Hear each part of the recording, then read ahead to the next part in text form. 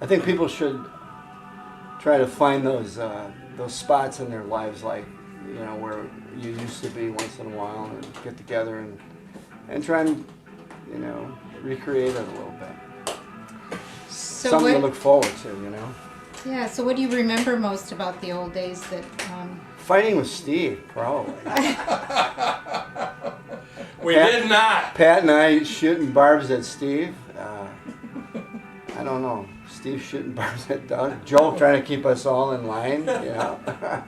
It's going to be really fun for me to see all of us together again. Because it was a unique group, a unique time.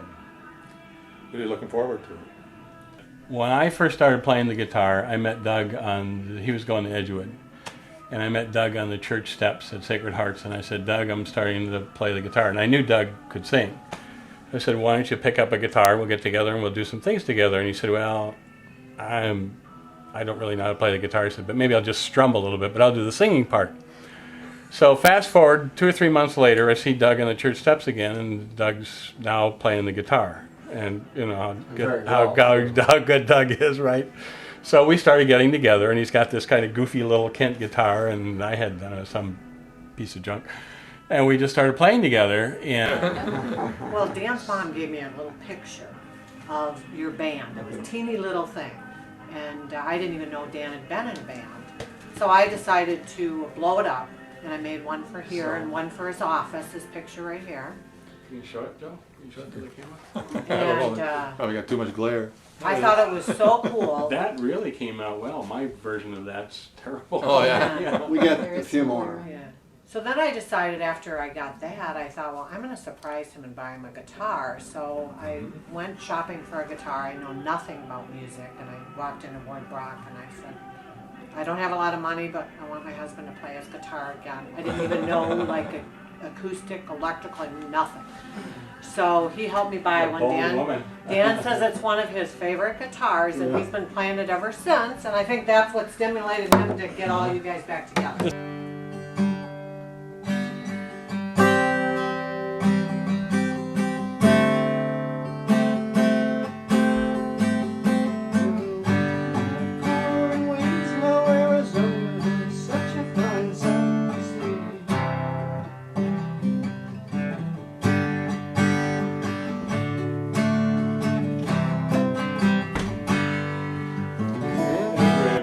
Seems to think I'm lazy. I don't mind. Think they're crazy, running everywhere at such a speed. Till they find there's no need, there's no need. Please don't spoil my day. I'm miles away, and after all, I'm only sleeping. Keeping an eye on the world going by my window. In the master's chamber, they gather for the feast. They stab it with their steely knives, but they just can't kill the beast. You're good as a singer, but you're shitty as a bass. I can't do this. Well, I don't read this shit. Joe, get up there. You can read music. Yeah, right. It's like the old days. What the fuck are you doing, Dunn? We've never needed any music before, I understand. I don't either. How did we do it? How did we learn all those songs? Too technical. I don't get it. Yeah, you can do that. Well, you didn't even know. We don't write any of this music. We didn't buy records. No. We didn't get music books. Oh, we wrote down words. We wrote down words. And somebody listened to the record 100 We played a times. record like 50 times. Yeah. It's easier that way. If you wanted somebody to learn a song, you had to get the song and copy the words and bring it to the practice. Right. But then the problem was in the end there, we were playing 3 times and we didn't practice. That's right. Nobody wanted to practice. No, why practice? We're making money.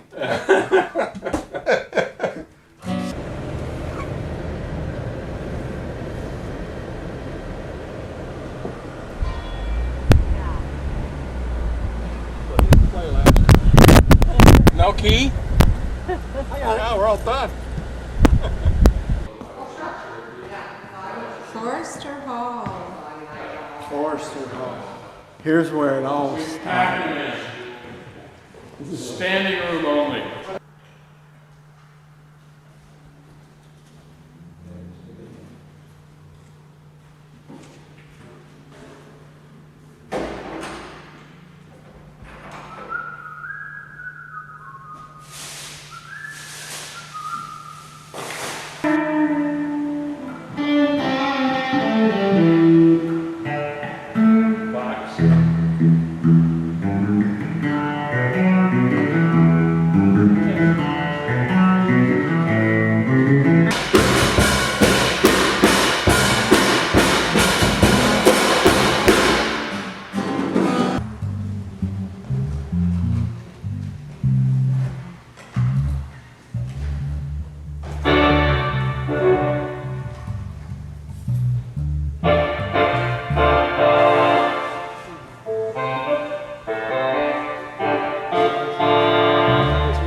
Festival, we had well over 1,000 people at that gig. I mean, it was like sardines in there. You guys remember that? I remember doing it. I don't remember 1,000 people. It was huge. In fact, it was so big that our sound just came right back to us. It was like we were playing in a little tin can. Yeah, I do remember. It seemed like we were underpowered or something. Yeah. You may not remember, but I wrote a song, and it was the only night that we played that song. Really? What was the song? The title of the song was "I Still Love You, Baby." It was terrible. I don't remember. We only played it once.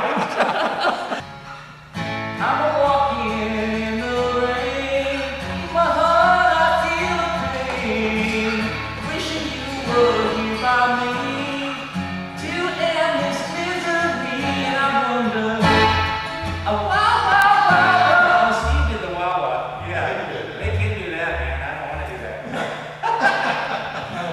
Why? So 40 years since we broke up. Oh, 40 years ago that we broke up. Okay. But we're not broken up anymore, so.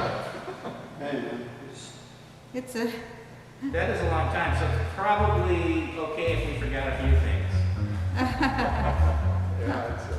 Oh, here we go. Is this it? Do you want to dance? No, that's Bobby Free. Do you love me? That's different. Do you love me? That's pretty complicated. We can do it. No, that's pretty easy. That's easy? Oh, I lost the string. I started finding it here in the list. And the book. In the book. Yeah. Just a contour. It's a lot of drum stuff.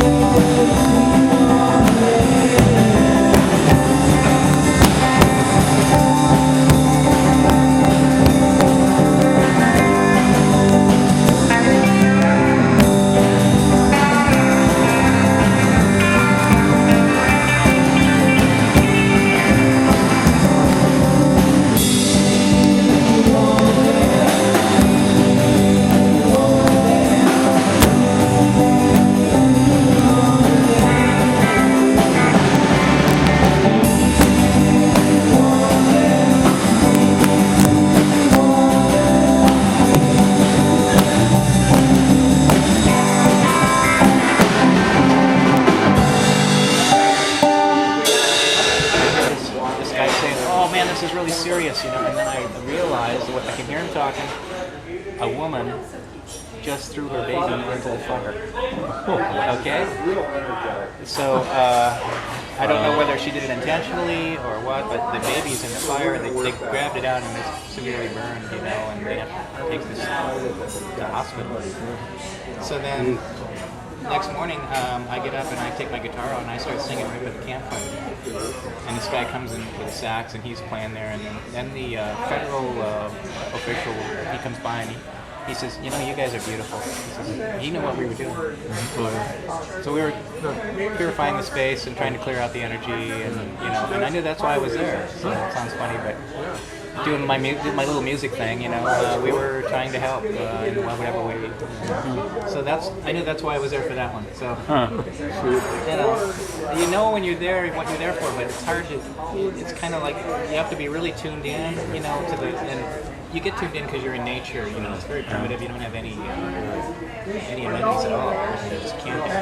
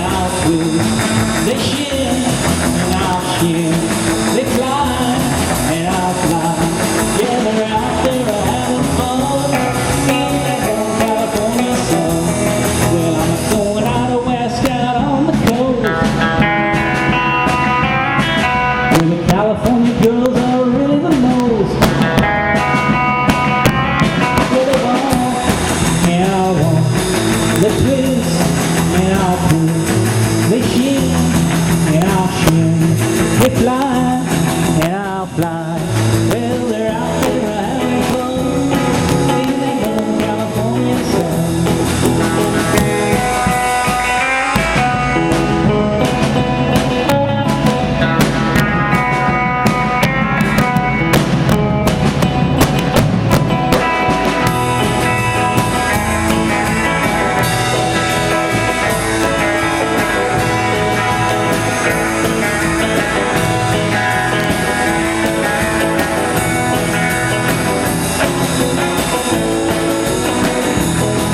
Well, the pretty little girls are all Frisco.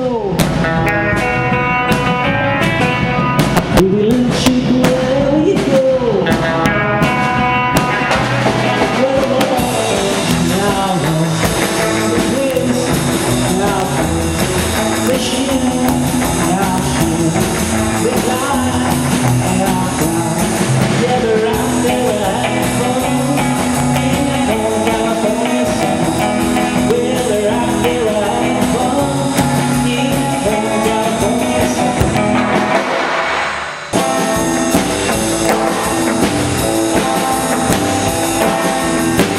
As I walk along, I wonder what went wrong with our love. Our love that was so strong. And as I still walk along, I think of the things we've done together. Why our hearts so young. I won't feel the rain. I won't feel pain. Wishing you were by me. Today is miserable.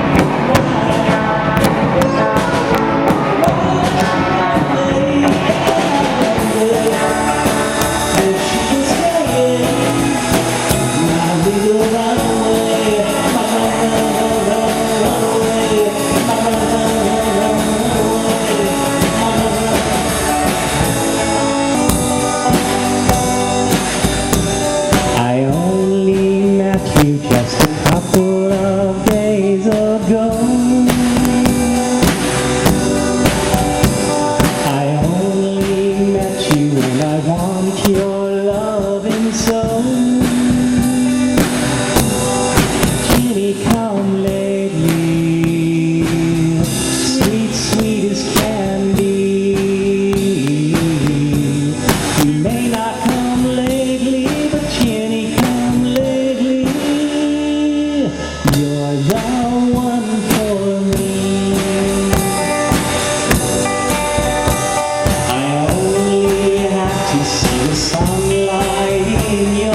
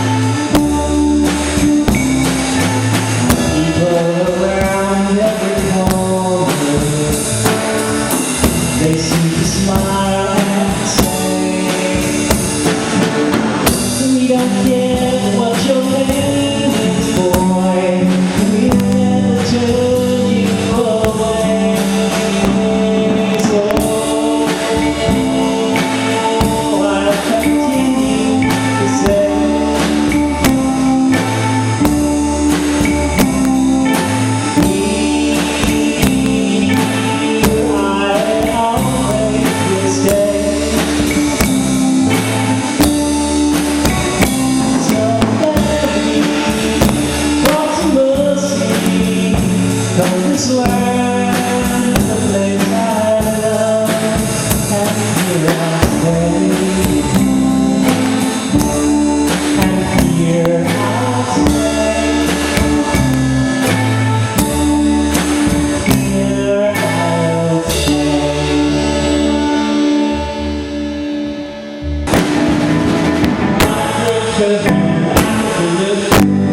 Get the drill to her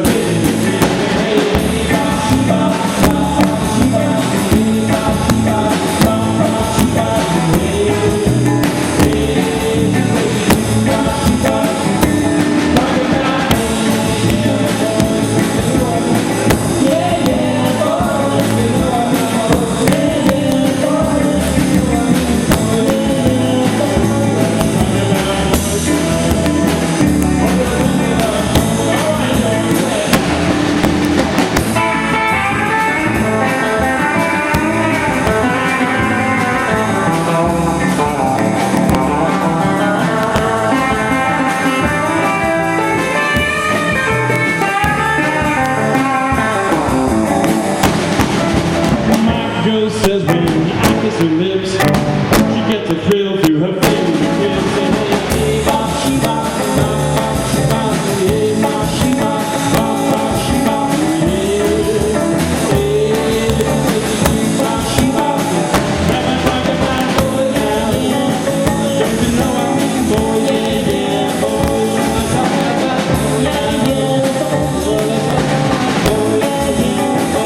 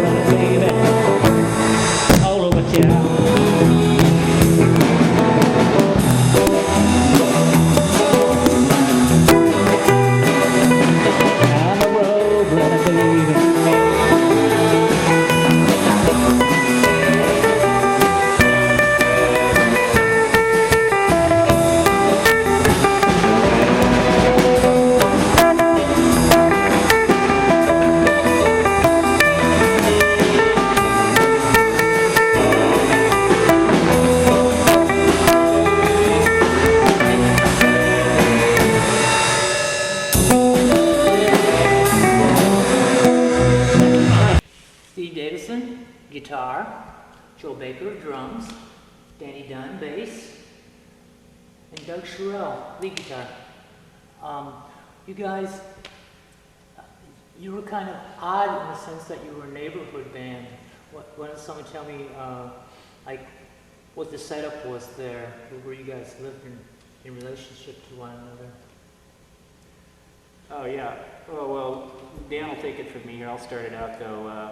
You know, one of the unique things about our band was we were all from the same community here, and I think that's one of the reasons we're all coming back together again. You know, Steve and I were in the same class, and actually I remember Dan when we were in 7th grade. I think he was in 8th grade. He was in the same room as us. And Joe's from the same community. Pat also was from the same Pat lived community. 2 doors down. Dan Yeah. lived across the street. Right. Yeah, we grew up together, and that has something to do with what made our band. It had a lot to do with it, I think. And you know, coming together in that way, you have a certain bond because you understand each other because you're from that community. More so than maybe other professional type units are. We had that. You guys were friends first and foremost. Oh yeah, like Steve and I were good friends, and Dan and I used to play together a lot at his house, and you know, their parents are good friends. And I know Joe's mother was all of our families are kind of intertwined when you start figuring it all out. And our parents played a big role in our. Yeah, they were very talented. They were very talented. Like Joe's mother let us rehearse. How did she do that? She let us rehearse in her house, and we were loud, you know, pretty loud. Surprised it didn't shake the house apart. Well, Joe, she wanted to keep you close because Well, I think before you she lost your hair, you were pretty wild. If you remember that or not. You guys had quite a neighborhood following too of all the kids there. We did. They would come over and watch us. They'd want to know what new songs we had. Yeah. And they all took lessons from Doug. Yeah, pretty much. Yeah. Including you, Eddie. I enjoyed sharing it with people that were interested. You know, that was a lot of fun, and it's really great to come back to the community and see all of you people that I taught. Like a lot of you are still playing guitar, and you're really good guitar players, some of you. So, you know, that pays off. You plant some seeds, and you come back later and find out, you know, there's a tree there. That's great. How did the band start? What was the We don't know. first part? I'm trying to figure that out. I think I know a little bit from Steve and my perspective. Yeah, Steve loves rock and roll. Okay, and the Beatles. I mean, he tried to get me to go to see the Beatles in Milwaukee, and you know, I didn't do that with him. But he wanted to get this band started, and he asked me if I would sing, and I said, yeah, I'd like to sing, and it sounds good. But he said, well, you got to play guitar too, you know, and I said, well, guitar, what? You know, I don't know. I thought it over, and I thought, you know, maybe I'd give guitar a shot. So, you know, I got a little guitar and started going on it. And then before you know it, Steve and I were playing together. So I know that perspective. And then somehow Steve got me over to Joe's. I don't know what's the deal with, how did you Dan and Tad, how did you get going? I think I know what happened. I'm not sure, but I think I know what happened. You and I played a lyceum at Sun Prairie High. And I think somehow we got connected after someone found out, maybe Pat, that we were playing together. And maybe that was the connection to these guys, to Joe and Dan. Because you guys were playing together already, and Doug and I were playing together. Was Pat playing with you guys before? No. I didn't think so. No. Okay. I have a feeling it was through Pat. Pat somehow saw that lyceum or found out that I was playing something. I remember going over to Joe's basement one Saturday morning. There were going to be auditions for a band. And I remember you were there. And I don't know if Doug had left. I don't think I was there. There were a number of people that I don't remember, but more than us. Uh-huh. I And don't Joe was remember. holding auditions, and I think Pat was there. I think Pat was there. Do you remember that, Joe? Vaguely. I mean, it seemed like we just wanted to get everybody we could, to see who was out there that was interested. And we had people from, you know, it was Bob Blazer, his name came up, he was there. Yeah. I'm not so sure Al Mal at that time was the guitar player. I don't think he was. I He think was there later. He came later. You know, and we just thought we'd see what shook out. And I don't think we were very satisfied with what we had then. And as far as I remember, Steve, I think you sniffed us out somehow. I don't know how, but you know, because when I heard about you guys, I heard you were in some band over at Edgewood or something, and it wasn't working out to be way in there in Madison, and you were interested in maybe seeing what else was around, you know. And that was the story. Doug and I were remember. looking for more guys. Yeah. We were clearly looking for more guys, and we talked to some guys in Madison, or different groups. The Calientes were forming back then. In fact, I met the lead guitarist for Caliente when I was just starting to play, and Doug and I were just starting to play. And that, I went over and played with those guys, and I wasn't anywhere close to being in their class for whatever reason. I was just getting started. And then there was another group from Edgewood. Who were those guys? You mean, well, we played with Lanny Haas, that drummer, remember? Yeah, We did a that's gig right. at the school there. Yeah, The yeah, three of us. yeah. And I don't know. There were several things that we tried that just never connected, and we really never did. So maybe that's what you were thinking, Joe. You know, There were some things we yeah, had I tried just to do. remember that I thought you guys were kind of out there and pretty down the road with somebody else, and then we played together at that party, and came out of there after, I don't know, it wasn't very long, it was an hour at the most we played. Maybe only played 3 or 4 songs, and decided that it kind of worked. You know. I was pretty excited. I thought, holy cow, we got these guys. You know, it was great. Yeah, So they're all who right. came up with the name? Who came up with the name Aristocracy? Oh, that's a great story. Steve did, didn't you? Yeah. No, That's I think it was Dan. I think it was me. I think it was Dan. How did we do I that? don't know. I know. I think it was me, I know. No, actually, I think it was the two of you. because I think it I came think it from, was. I was Yeah. working on thinking of names, and I remember Aristocrat Brand. And Uh-huh. I said, well, look at that. And then we It's talked about Aristocrat. That's right. You know, It's Yeah. got a character about it. Yeah. And, We were sitting around Yeah. And and then we talking thought about that. aristocrats. And you Yeah, two guys aristocrats. started getting this dialogue Yeah. back and forth. Yeah. And So that's you- where it, You never went through any other names, right? No, no, That was it. no. It was just once we found that, that's it. It's the right name. Well, It seemed to fit with the times. That was the right but- times that came, you know. at that time, Who yeah. was that English band that wore all the, you know, the morning coats and everything? Oh, White powder. Paul Revere and the Paul Raiders. Revere, yeah, so. And then, Milwaukee was the, Americans. What, they're Americans? I thought they were English group. yeah, no, they're from Seattle. Yeah, In fact, they played Louis Boise, Louis before Idaho. the Kingsmen did. well, they didn't win the lawsuit, though. Yeah. Kingsman won the lawsuit. But, no, that was the only name that we came up with. We liked it, and there were other groups like the New Colony Six in Milwaukee, and so it just Yeah, kind of fit. it had The that theme. Buckinghams, it was English sort of flavor. It was in the to it. wind, yes. So it just worked. And there's another band out there now that's on the internet that's still on. Oh, Yes, is there? but they're from England. Are they? Yeah, the Oh. Aristocracy. Really, I didn't. Yeah, Google. Yeah. Google them. So they've got all their music on there too. Well, I saw one that was from Florida. That was Oh, in the Florida name trip. Aristocracy. Yeah, I think that's the one I know of. So then we went out and got cards. We got cards printed, first business card I ever. Yeah, you- Anybody still own one of those? Yeah, I got one somewhere. A card? Yeah, Yeah. I ran into it. Oh, hang on to it. My dad maybe gave it back to me. Collector's item. I gave him, Yeah. souvenirs and stuff. I think he gave it back to me. Recently I saw it. I do have a business card somewhere, and I probably will find it again.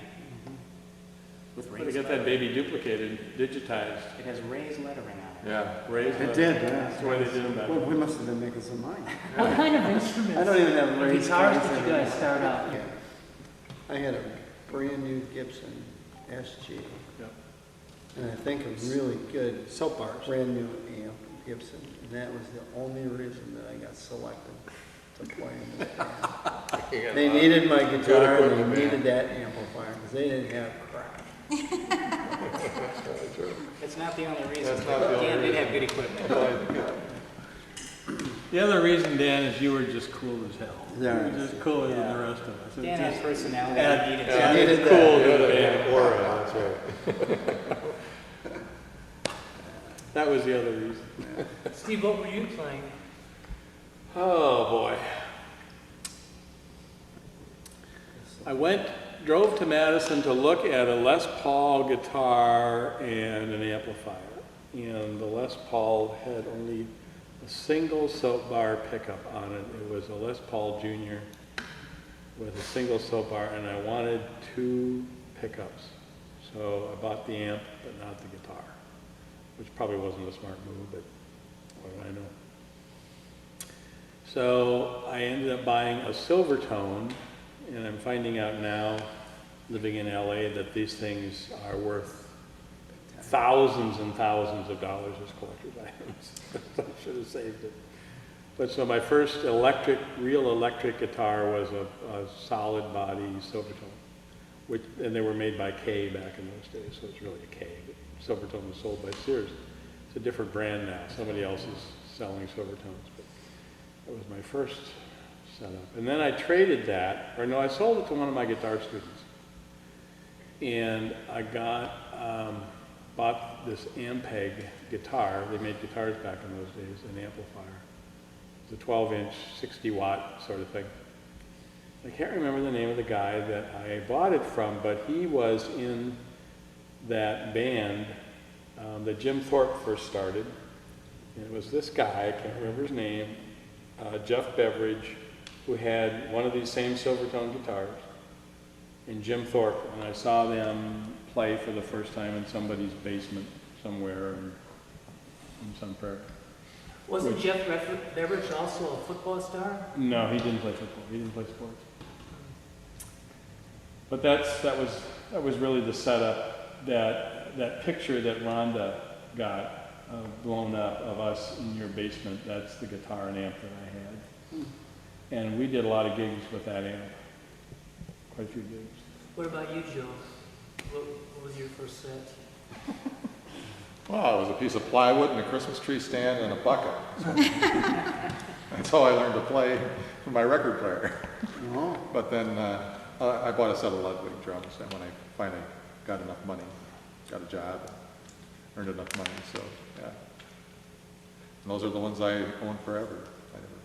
What happened to it?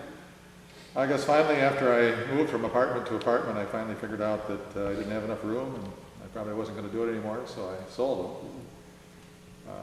But then probably 13, 14 years later, I wished I hadn't, because my son wanted to play the drums. So then I went and bought another set of Ludwig drums. And he took those and had them for many years. And he traded them in for a set of electronic drums, which he's just recently gotten. So he probably, but he never played with any groups or anything. He was just always a Garage band. yeah, just a drummer. Now, there's one more member, that was Pat McCarthy.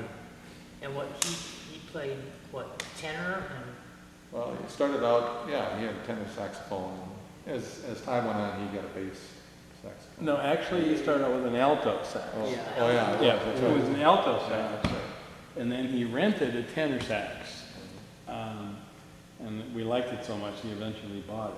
I think he had that big one that he Yeah, he bought bought from a school. big. yeah. There was a big one that he brought in Yeah. once in a while. He that was later had on. it in with the school, and he borrowed. Yeah, but the two that he played with most were first the alto and then the tenor. Now, Danny, Joe, and Pat, you all lived on the same block. We lived a block, house away from each other. Yeah. Yeah. Didn't you live across the street from Pat? Pat lived across the street, Joe lived caddy corner. Yeah. So that was pretty handy, you know? Pat moved then. No, Didn't he move? Not I then. thought he moved Quite a while later. to, what was it? That was later. that was later. Yeah, and that was Frederick Street, right? Yes, you know where that was. Frederick and Roll. Rolling, yeah. Now, to begin with, there was no bass player, right? No, No, nobody played the bass. no. Nobody wanted to had a play six bass. string, and nobody did, but I think I did because I couldn't really play anything else very well. So. Oh, that came later. Yeah. But actually, Pat bought a very cheap bass Yeah, and played he bass tried to a start little bit, That's right. off and on. And he And had a cabinet made. Yeah. Remember that giant refrigerator size Yeah. cabinet? You made that, Steve. No, I didn't make that one. I You made make some that other one? ones.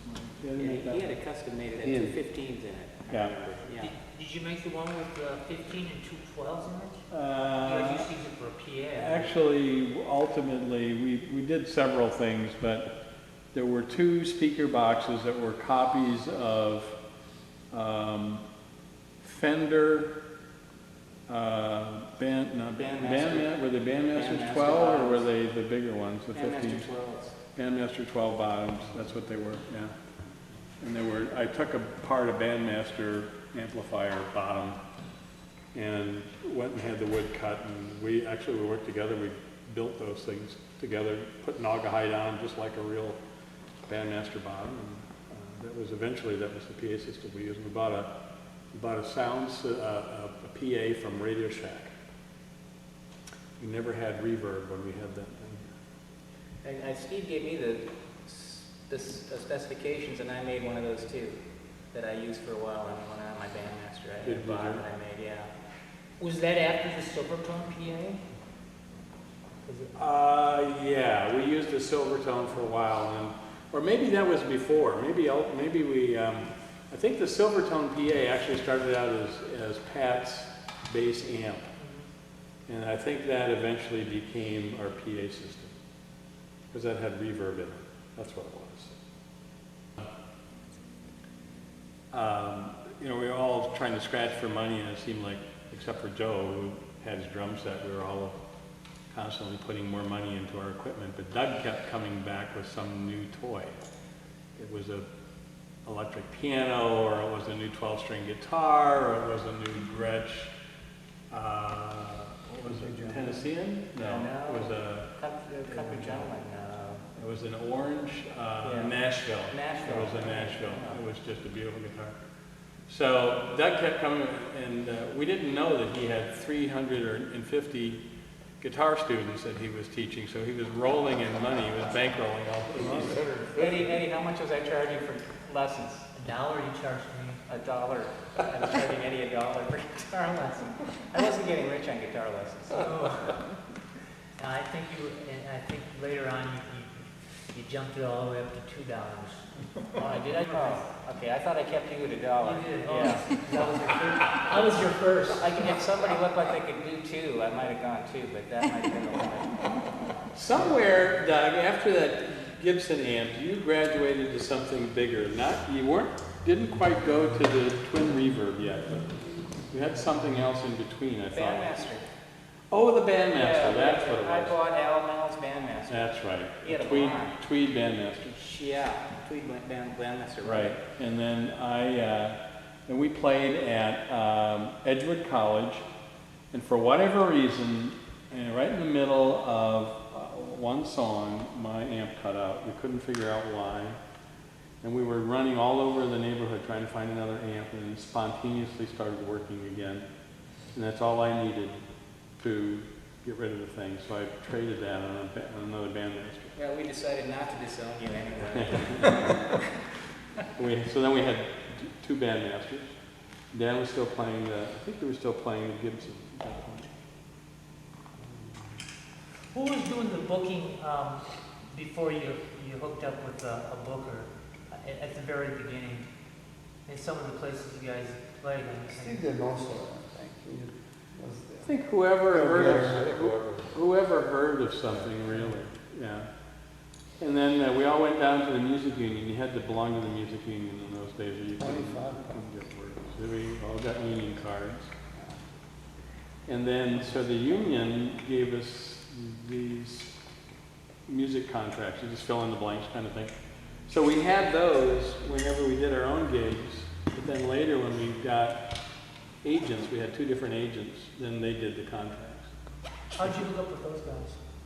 Who were they? I don't remember how we found them. I think they found us.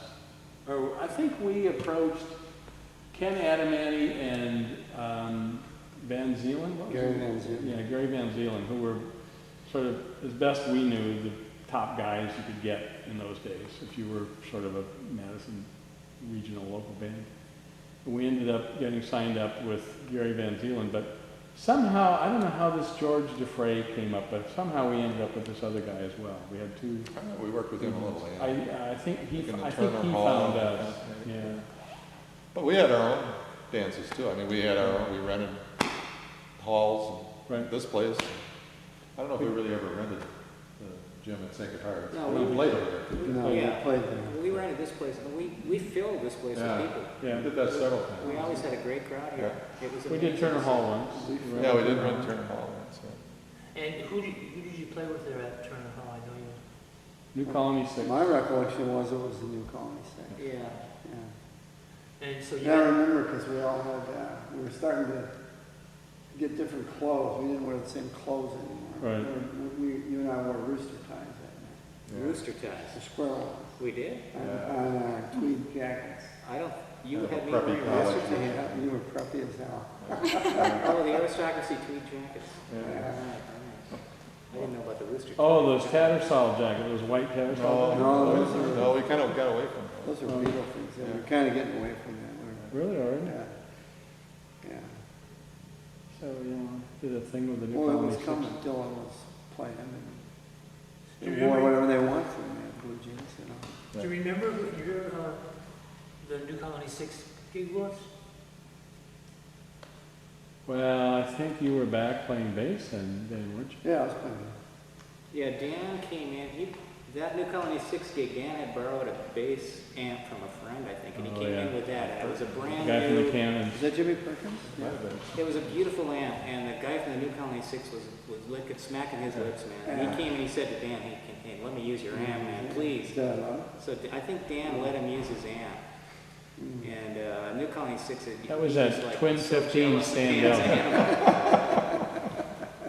Well, at that time, they were a nationally known band, weren't They they? were just starting. Yeah, but they weren't. They had They big were hits. regional, Yeah, pretty big good. hits. They were on. But they did have some 45s out. Yeah, they were doing Yeah, some records. they were on the radio all the time. Yeah. Now, wasn't Ken Adamany also manager of Cheap Trick? Didn't he become Yeah, he did. manager of I Cheap think Trick? so, yeah, I bet he did. That was He made much a lot of later. money on Cheap Trick. Yeah, it was in the 80s, though, wasn't Yeah. it? Yeah. You guys all were pretty heavily influenced by so-called British invasion, the Beatles. So you came right after they hit, and along with that whole thing, there was a number of other bands that were top echelon along with you guys. Someone want to speak about some of those bands that you? Madison area band? Yeah. Grapes of Wrath were big. What kind of music they play? Some of the same stuff we did. Pretty much everybody. They were mostly cover bands. Yeah. The Country Gentlemen, Country the Gentlemen, Cannons, Cannons. the Green something, the Green. Oh, Perkins band was called the Fugitives, I think. They were the The Fugitives. Fugitives. Yeah. And did you mention the Calientes before? Yeah, the Calientes. They were from East High School. They were good. One band that was pretty big was Robin and the Three Robin. Boys. Yeah, that's right. They were probably the biggest band. I think. They started out as Merrill's Marauders. They liked to choose names of movies, and then they changed their name for whatever reason, Robin and Three Hoods, when they decided they wanted to do Christmas costume. Same guy. But Didn't they? I'm sorry. just to set the record straight, though, we were already playing when the Beatles hit Ed Sullivan. We were already together. We were already. Really? Yeah. I Yeah, didn't we had realize that. that. I didn't realize that. We're happy to probably learn those songs, have some new songs to learn. You know? It was so great. Yeah. When they were Ed Sullivan, we were on such a high with that, you know? We just jumped on that stuff and we loved it.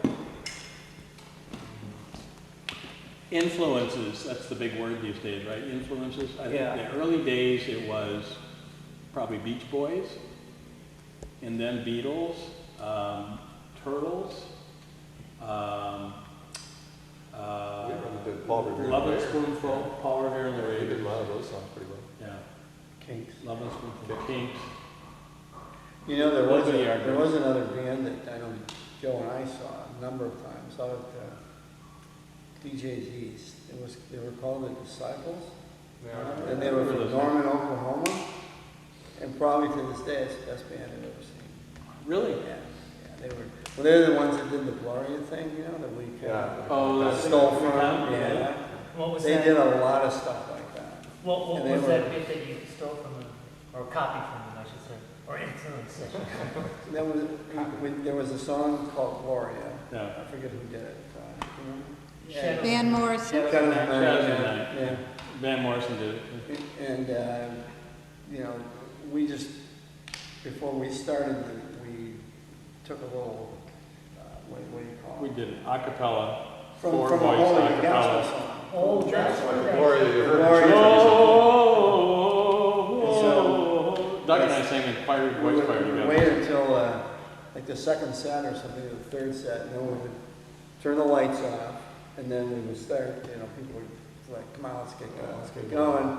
And then instead of turning the lights on, we did this Gloria thing, you know, it's like, what the, what's going on here? I remember that. Yeah, That was a and then people, great bit. they just couldn't catch on, they didn't know what was going on, and then Joe hit the drum and bang. Church music in the middle Yeah. of there. Kids didn't like it much. We did that. It really got their attention though. Everybody got dead silent. And then when it came out, they just went nuts. Yeah.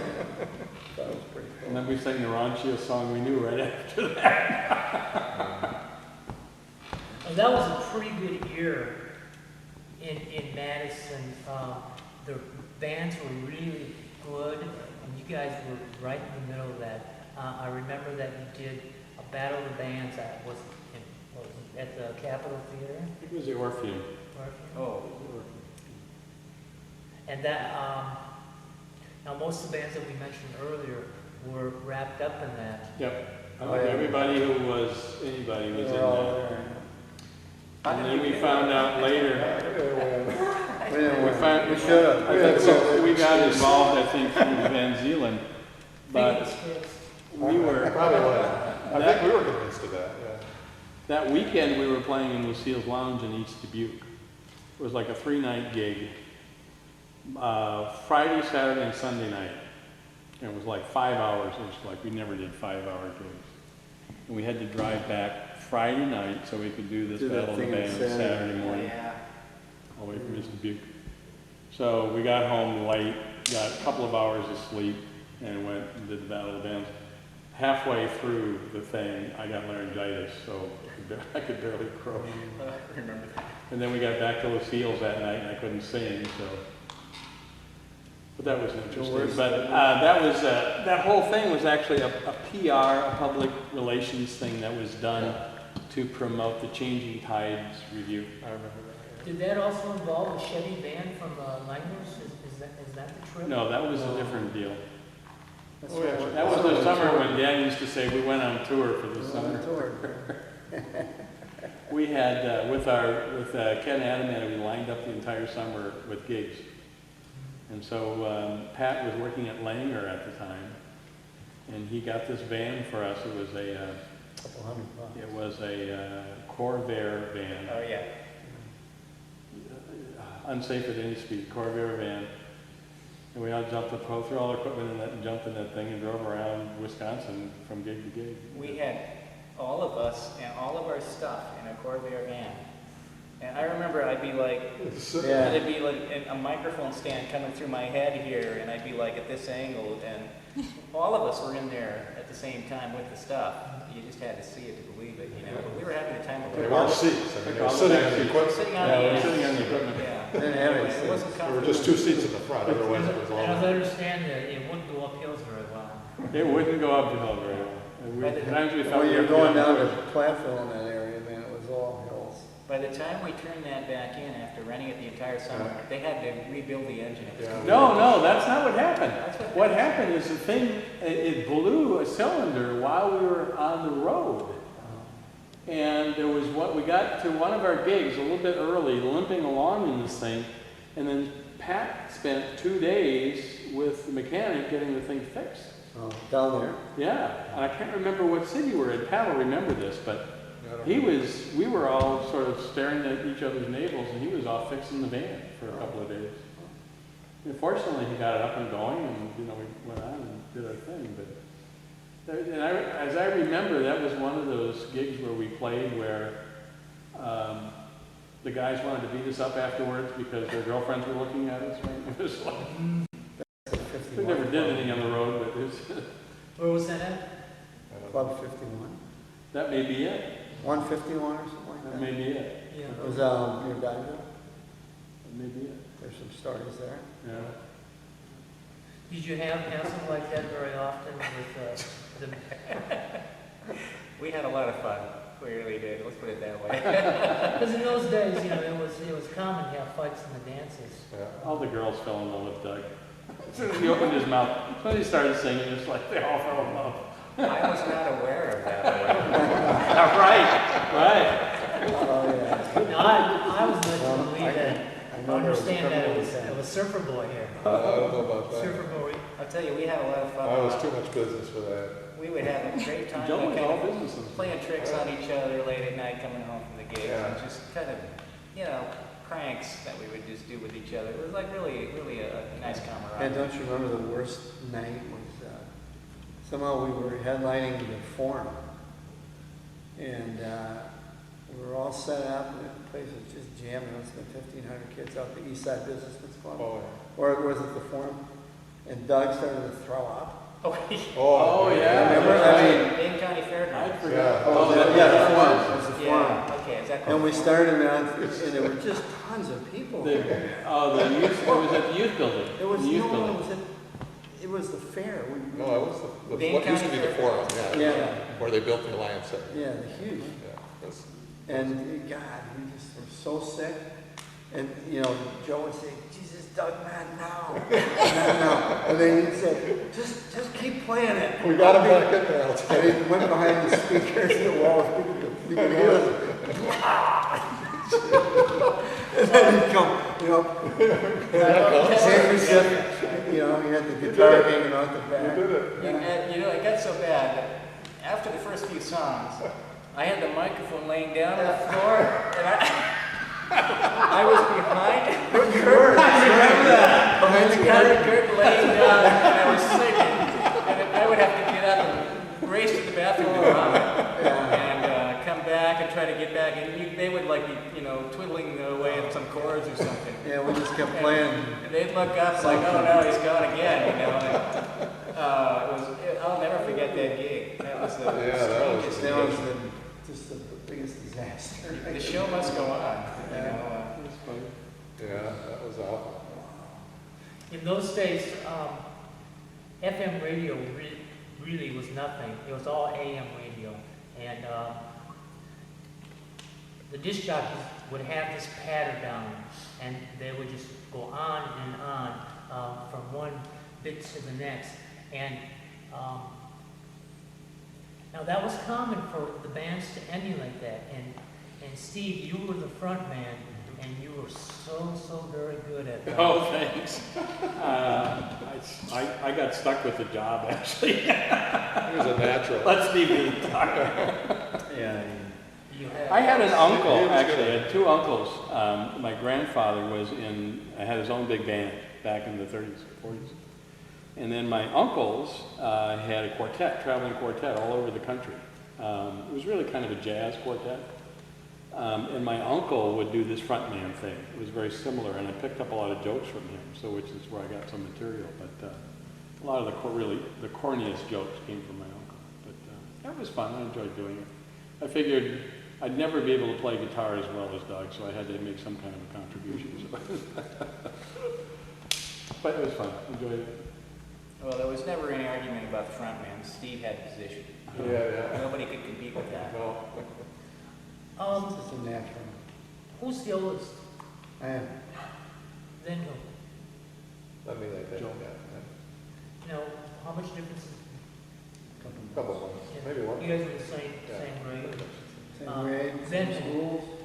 I think I'm March 48, Doug. When are you? May, So then me. a couple more months. Then Doug. Then Pat. And then what? Pat was a couple. That's three as far as years. the younger, yeah. Pat was a year younger. So He was a class behind Doug. he was still in high school when you guys were really going. Yeah. Yeah. Well, so were Doug and I. I mean, when these guys. Yeah. Yeah. Well, we played when we were all in high school. Well, when we first started, yeah, Yeah. absolutely. And we did gigs at the fraternity, Perot. There there was a fraternity that loved us. It was Theta the, Chi. Chi. Theta Chi, remember that? no, it was the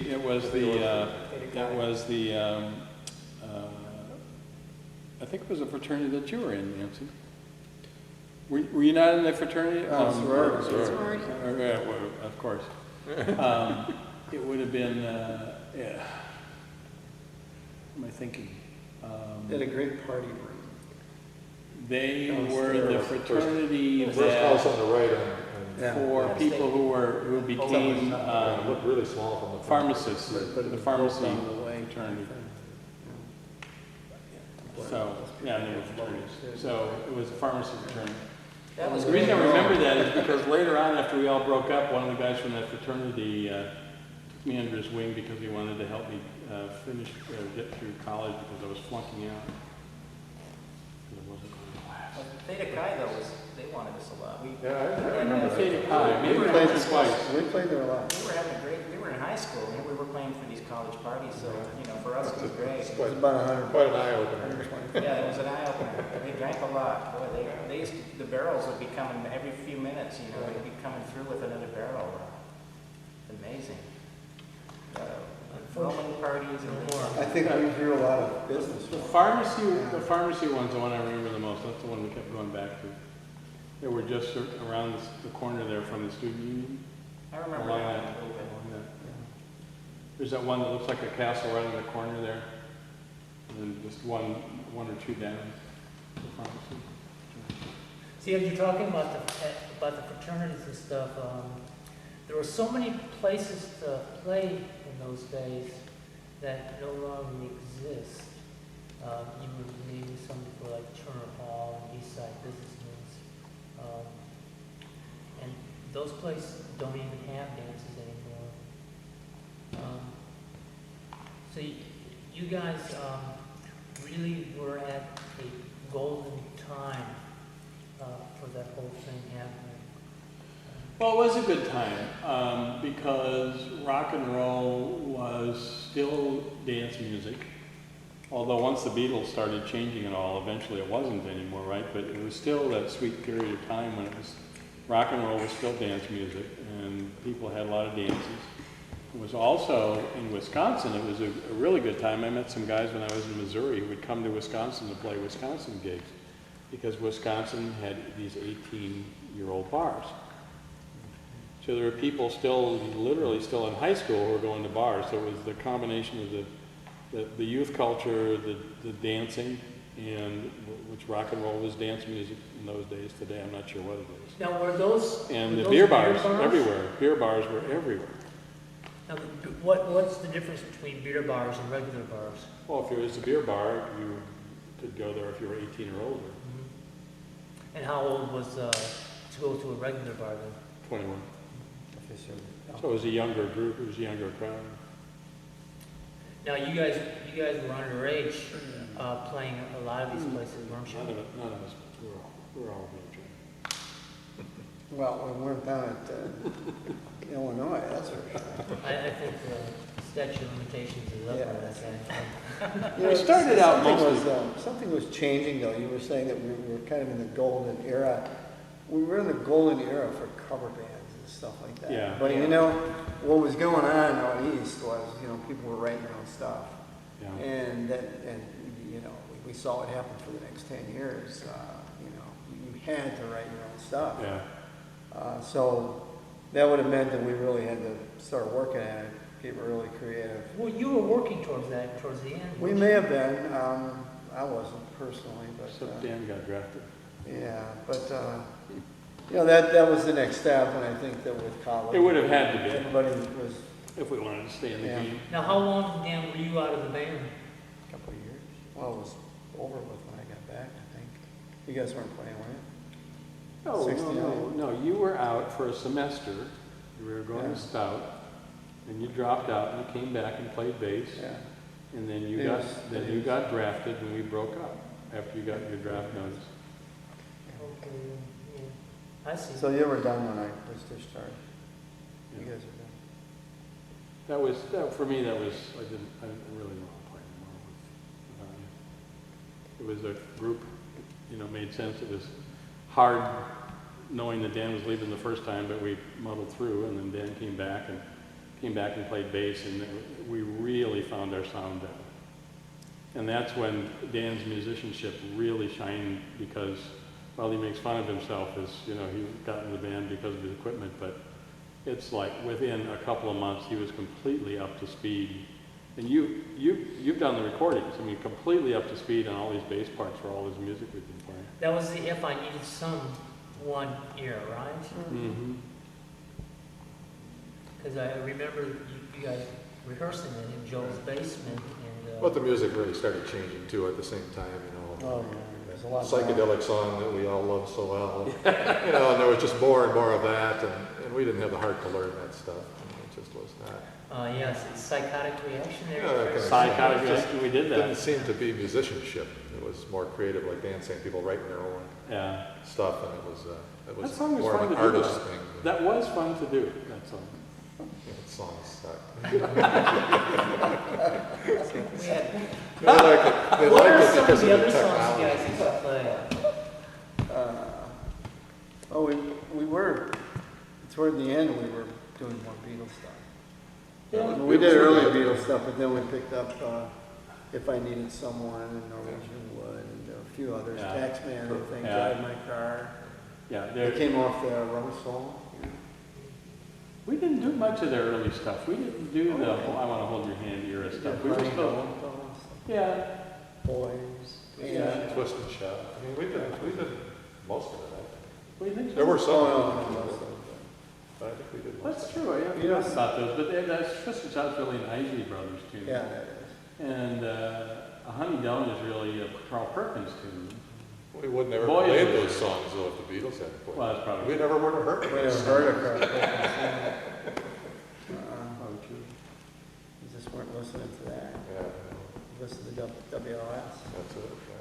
Right. I'm almost out of tape, so anything else? Band, what did you guys do for a bass player? Well, he didn't play bass before he left. He played guitar right until he left. All right. Then when he came back, Joe said, hey guys, They really needed a bass player. he said, guys, Dan's coming back. Yay! He told me he couldn't get back in if he didn't play That's bass. right. Yay! Now, did Next thing we knew, Dan went out and bought a Beatle bass and a new Standell amp, just like the one he borrowed. Just good equipment. did Pat double on bass for a while too? Twice. Yeah. Pat was doubling on bass, before that, Yeah, he the whole time. A lot of songs we just didn't use it. Actually, somewhere in there was an Epiphone bass. I think Pat ultimately graduated sold it to me. to that Epiphone bass. Yeah, Oh, and and then then I- he was a crazy bass. Yeah, well, our first paycheck, Ward brought, whatever. That was sort of a Saturday morning thing, wasn't it?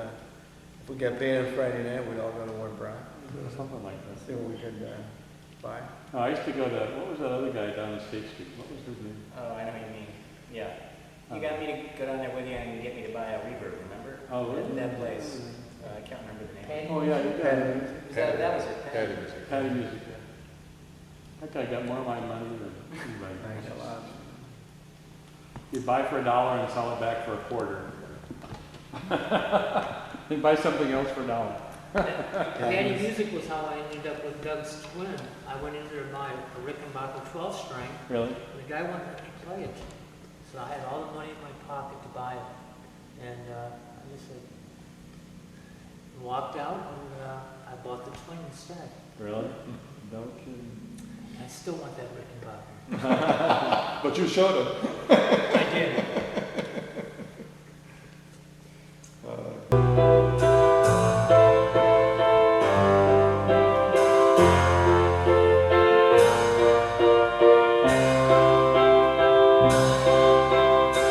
Your day breaks, your mind aches. You find that all your words of kindness linger on when she no longer needs you. She wakes up, make up. She takes her time and doesn't feel she has to hurry. She no longer needs you. And in your eyes you see nothing. No sign of love behind the tears cried for no one. A love that should have lasted years. Your day breaks, your mind aches. There will be times when all the things she said will fill your head. You won't forget her. You want her, you need her, and yet you don't believe her when she says her love is dead. She needs you, and in your eyes you see nothing. No sign of love behind the tears cried for no one.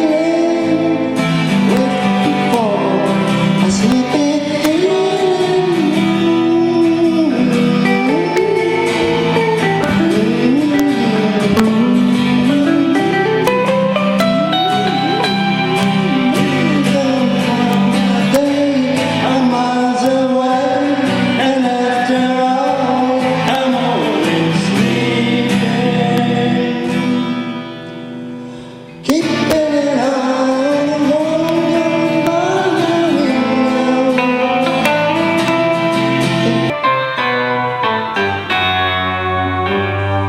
when I find myself in times of trouble, Mother Mary comes to me, speaking words of wisdom, let it be. And in my hour of darkness, she is standing right in front of me, speaking words of wisdom, let it be. Let it be, let it be.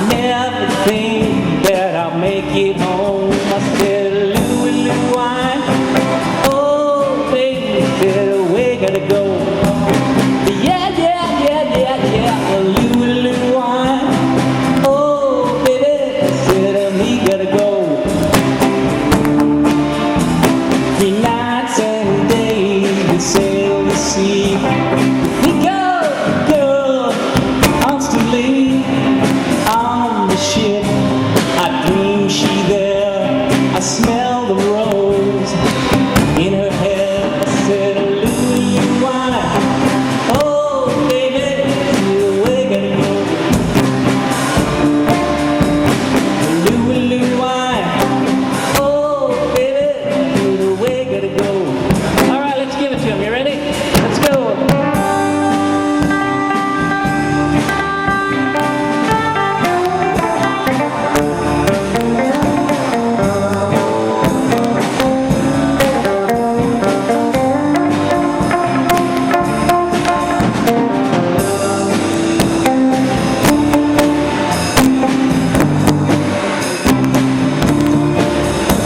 The sea, Jamaican, moon above. Won't be long till I see my love. Me take her in my arms again. I tell her I'll never leave her again. I said, Louie, why? Oh, baby, where to go? Louie, why? Oh, baby, I said, where to go now?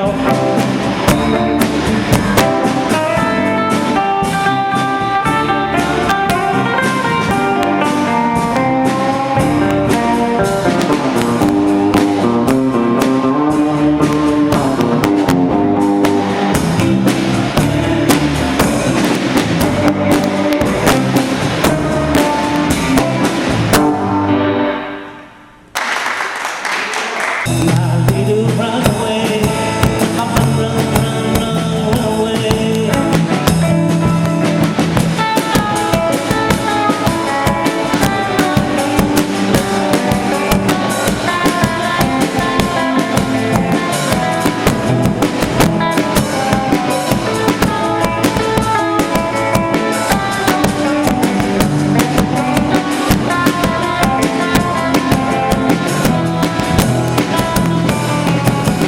I'm walking in the rain. In my heart I feel a pain. Wishing you were here by me to end this misery. And I wonder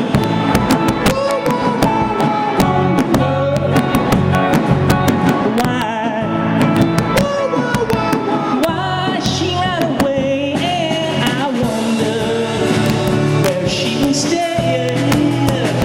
My little runaway, my run away, and my run away, my run. Well, down in Louisiana, down in New Orleans, way down in the woods among the evergreens, there's still a little cabin with a big band wood, where the country boy named Johnny B. Good. He never ever learned to read and rock so well, but he could play his guitar just like a ring in the bell. Go, go. Go, Johnny, go, go. Go, Johnny, go, go. Go, Johnny, go, go. Go, Johnny, go, go. Go, Johnny, be good. He used to carry his guitar in a gunny sack and sit beneath a tree by the railroad tracks. The engineer would see him sitting in the shade, just a strumming to the rhythm that the driver made. And all the people passing by would say, my, how that little country boy could play. Go, go. Go, Johnny, go, go. Go, Johnny, go, go. Go, Johnny, go, go. Go, Johnny, go, go. Go, Johnny, be good.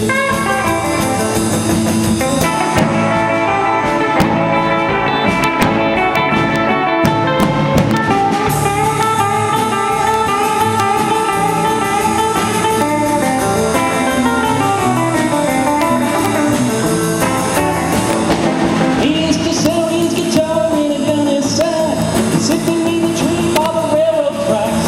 The engineer would see him sitting in his shade, just a strumming in the rhythm that the driver made. And all the people passing by would say, my, the little country boy could play. Go, go. Go, Johnny, go, go. Go, Johnny, go, go. Go, Johnny, go, go. Go, Johnny, go, go. Go, Johnny, be good.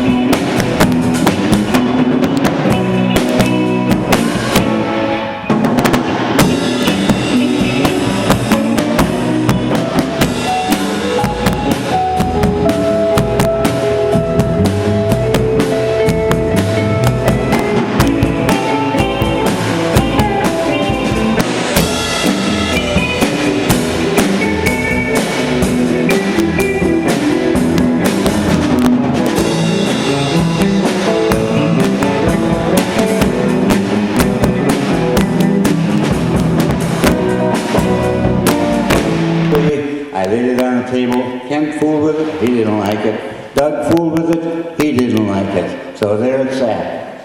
Well, then pretty soon these guys are starting to form a band. And Doug wanted to sing in the band.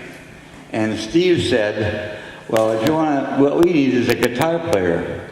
If you want to sing in the band, you're going to have to play guitar. So Doug came back home and he picked up this $12 guitar and started teaching himself how to play guitar. The first thing I know, he was with the band, he was singing, and he was teaching other kids how to play the guitar. So these guys were doing this and that and whatever, and we thought there was no dances really for kids around Sun Prairie, and I said, well, supposing that we get the Forrester Hall here. So I went up and talked to the Forresters and rented the Forrester Hall, and we got for the kids to play. My wife and I sold tickets. We got Bob Thomas, the cop, to be around here, so if there was any fights or anything here, he'd be to settle it all. So he was here doing that, and we started the dances. Well, let me tell you, there wasn't hardly room to get in this place. It was so packed, and they were having such a good time. So that's the way the Aristocracy got going and how they started. So we had a lot of fun with them, and I think maybe the wife and I had as much fun here in the hall as they did. Okay.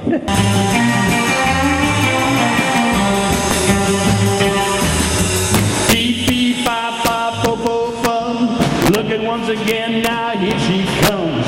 Wearing her wig hair and shades to match. She's got high heel sneakers and an alligator hat. Wearing the pearls and her diamond rings. She got bracelets on her fingers, she's got everything.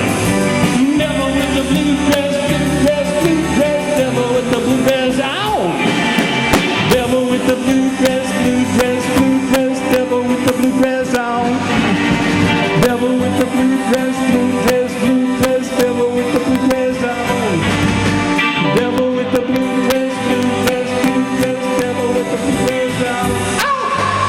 I feel blue in the night, and I need you to hold me tight whenever I want you. All I have to do is dream.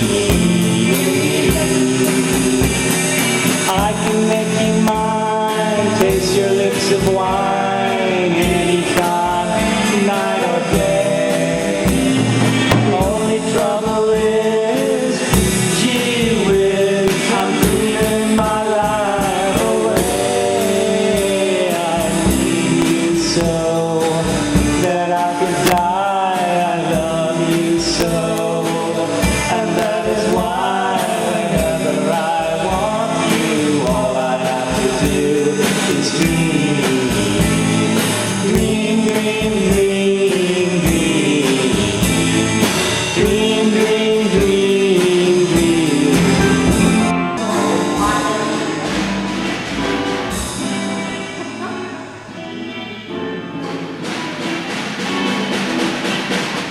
Never knew how much.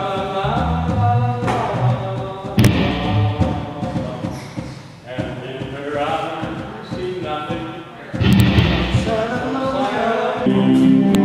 Come on, people now. Smile on your brother, everybody get together. Try to love one another right now. Come on, people now.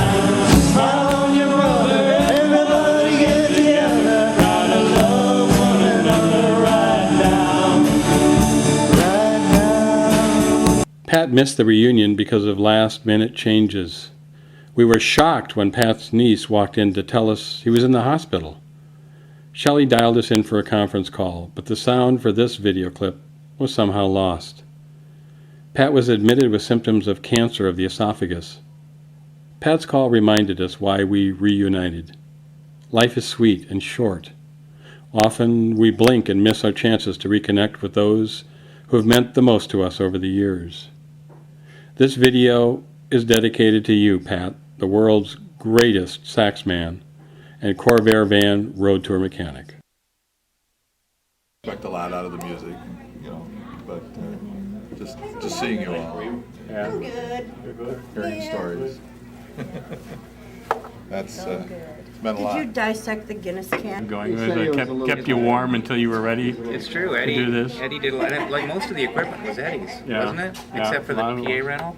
All those amplifiers, each one was sort of like half an amplifier, but together. We had 3 amps out there.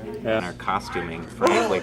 That's what was happening. Yeah, I know, but I was like, I wanted to be cool, you know. Yeah. What do we have? These white things with Yeah. who picked Well, those those up? Tattersall Joe, you did, jackets. didn't I you? probably did that. Did you? Yeah. But look at all those other bands that have them. They all act Yeah, like you were that. I right. thought that was a Well, what did it It have? was just a whole different There level of wasn't anybody professionalism. at that time that was Okay. like wearing jeans and That's cut what holes You're in right, their- I know. And You know. we started out with that was the only thing we Red could blazers. find. The red You know, I'll tell you what. velveteen. the red go. Oh, yeah, we I had still those. That's all have we a could problem. I still have a problem going to a concert and laying out $300 and watching some guy come out and play in a goddamn T-shirt. You know, this is flats on the thing. I you do know? too. Forget it, man. You guys were obviously right. You know, yeah, I'm pretty far left on a lot of things. No, you know. that's what happened. I mean, no. Well, but I think it moved out of that. Yeah, then. it I mean, did. for a while, then it got fashionable not to do that. Yeah. Yeah. You know, it looks so bizarre when you see it on TV now. Yeah. It's like, wow, I'm glad we didn't do that. Or the funk group. Well, we weren't on TV. Oh yeah, Funk groups, Funkadelic. Did they even have With TV the back platform then? sliding the family stone and stuff. Funkadelic. Yeah.